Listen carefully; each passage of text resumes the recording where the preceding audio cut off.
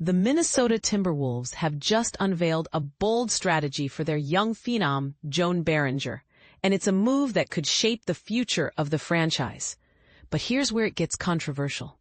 While some argue he's not ready for the NBA spotlight, the Wolves are quietly confident they've found the perfect balance for his development.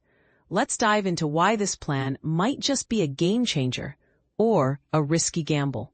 In a recent mailbag article by John Krasinski of The Athletic, the spotlight fell on Beringer, the rookie French big man drafted at number 17. Krasinski revealed that the Wolves are impressed with Beringer's early performance, particularly his NBA-ready defense. However, with a stacked frontcourt featuring Rudy Gobert, Julius Randle, and Naz Reid, finding minutes for the 18-year-old, who won't turn 19 until November, won't be easy. And this is the part most people miss.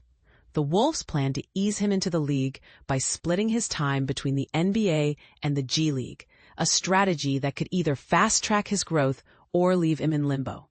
On the surface, this approach makes sense. Beringer is raw offensively, having only started playing basketball in 2021. For a team with championship aspirations, rushing him into the rotation could backfire. Yet, his defensive prowess, highlighted by his 2.5 blocks per game in the Summer League, is undeniable. The Wolves believe he can contribute immediately on that end of the floor, even if his offensive game needs time to catch up. Here's the controversial part. While some argue he should focus solely on the G League to refine his skills, others believe he needs NBA minutes to truly develop.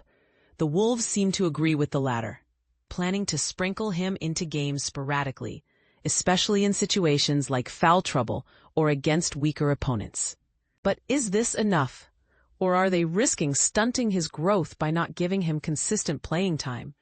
Head coach Chris Finch has hinted at expanding the team's rotation to include up to 10 players, with Beringer likely sitting just outside that core group. However, in an 82-game season, injuries and situational opportunities are inevitable.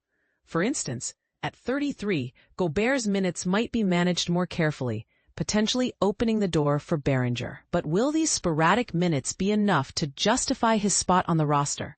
Or should the Wolves prioritize his long-term development over short-term gains?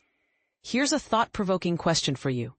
Is the Wolves' plan for Beringer a masterstroke in player development? Or are they underestimating the value of consistent playing time for a raw talent? Let us know in the comments.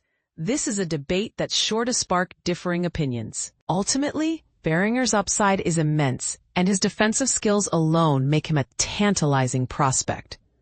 While he won't be a mainstay this season, the occasional minutes he receives could be crucial for his adjustment to the NBA. The Wolves' plan is a calculated risk, one that could pay dividends in the long run, or leave fans wondering what could have been. Only time will tell.